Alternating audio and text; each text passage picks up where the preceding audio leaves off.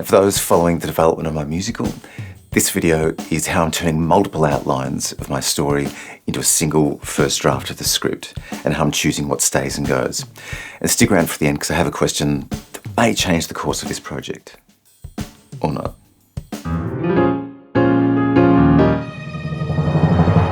Hi, I'm Scott. You're watching Inside Musicals, the channel for all things musical theatre. Now, the early stages of any project are often the slowest, and as the pieces come together, it gathers pace. So this one has been slow but not unfruitful, and the pieces are starting to come together. Now, that doesn't quite explain the tardiness of this update, and really, well, it's as shallow as me feeling self-conscious. Now, YouTube is a visual medium, and I'm aware that this stage of the project is still very conceptual, very talky. There's not a lot to see. I'm not doing music demos, I'm not doing round table reads, and not everything's going to be a tutorial, because I'm still finding my own way with it. And part of this is me developing a more systematic approach to my writing. On past musicals, I've either done it all myself and just hacked away at it till it felt right, whatever that means, but with no real strategy, or I've been handed a script and told, here are the lyrics, just add music. But on this one, I'm being deliberately methodical, even if it takes a bit of time. But I do want to share it in a way that's meaningful for you. So would you find value in regular updates, even if they're not tutorials, if they're not demos, but if they're more like this, like a work diary, progress report? Or should I only give updates when I hit major milestones? Okay, to the update. Previously on Inside Musicals. So by the time I do the things that pay the bills, meet my domestic responsibilities, make these YouTube videos, I write in my spare time. And seriously, who has time to spare these days? So now, with everything else I'm doing, I've scheduled at least 3 one-hour sessions per week exclusively to this musical. Now, it doesn't sound like much, but that's my minimum. And it does add up. And I feel like I'm more in the swing of things. And if I have more time, I take more time. My next task was to turn my 2-page synopsis into an outline with a scene breakdown and maybe just snippets of dialogue just to indicate character, tone, humour. And much like my synopses, plural, I wrote multiple outlines that I now need to reconcile. Same characters, same setup, but taking a slightly different path to the resolution. And they're not so much revisions as distinct variations. Now, that may seem excessive, but it's given me clarity about what I do and don't want for the story. So for the first full draft of the script, I'm asking, what's common to each of these variations? What do I care about the most? And what do I keep? So here's the hierarchy. What is crucial to the story, because it drives the drama? What is good to have, because it illuminates character, tone, or theme? And what do I love, but may need to let go of? Bye-bye. Because I'm cramming a lot of ideas into this story, and this is the time to be brutal. So my first step is to create a single timeline with a clear chain of causality, of consequence, including any important backstory, but only if it directly impacts the present. I'm looking for any gaps in the dramatic logic, any moments of significance that need to be made more prominent, and I'm making sure it's clear how they're connected to pay off, to raise the stakes. Now, I am being mindful that this is a stage production, not a book or film, so I'm thinking about how it might be realised in that form. But I need to get that timeline right first. I can always chop it up, resequence, and stylise later.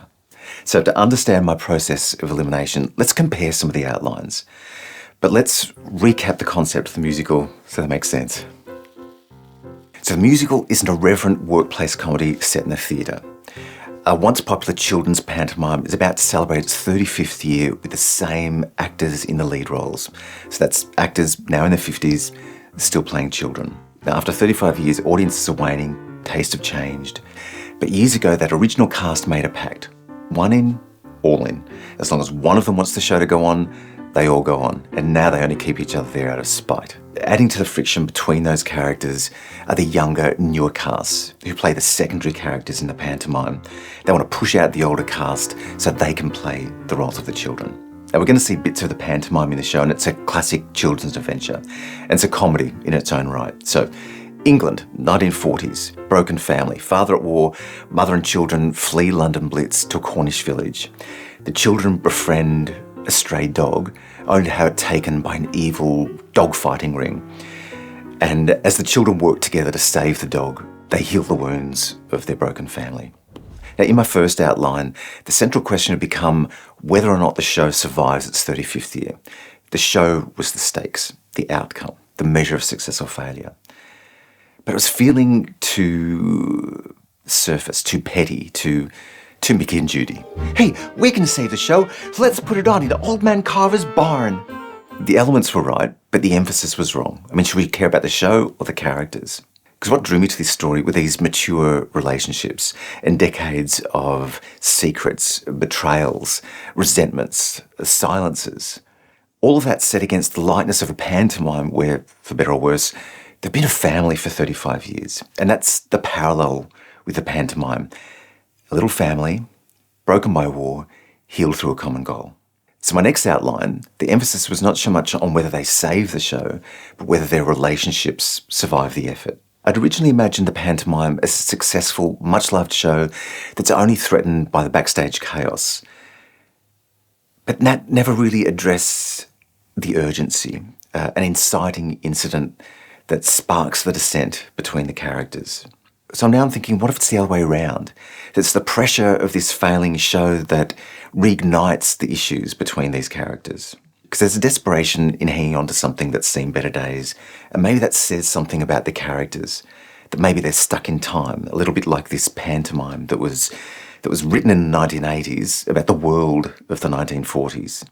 And sometimes solving the problems of a show is not about inventing something new, but working with what's already there, but maybe from a different perspective. And then there's the ending. I'd always wanted it to be uplifting, but maybe a happy ending's too cloying for a show about mature relationships. So maybe it needs a bittersweet ending where they don't save the show, but their relationships are better for it. And that feels more believable to me. Or maybe it just says that I don't believe in happy endings. Ah, poor jaded me. But that's the version we're going with. Because another variation of the show, once I'd established the problems between those central characters, I transported the main character into the world of the pantomime where he had to address his own inner demons before returning to the real world. Now, it was theatrical, high concept, it had a clear archetypal structure, and it challenged the main character. What it didn't do was address those real-world relationships in the real world. So, my next outline, I transported all four of those central characters into the world of the pantomime with our outsiders together. And that worked for those characters, but it eliminated the pressure from the younger characters who represent how things are changing. Values, society, workplaces, culture. So, cute idea, but maybe too cute. That fantastical element works perfectly in Groundhog Day, Schmigadoon, The Wizard of Oz, but in this show, it's just one element too many. I already have a high-concept theatrical conceit of juxtaposing the pantomime with the real-world dramas. So if I'm comparing shows, mine is less Wizard of Oz and more Cabaret or Chicago, where there's bleed-through between the show within the show and the lives outside. And there's one more element I need to consider, and that's the pantomime. Because no matter how much of it we see in the show, in what order or how it's used, the audience needs to piece together the logic of that story so it makes sense. So I need to write it as a complete story. And here's where I want your input.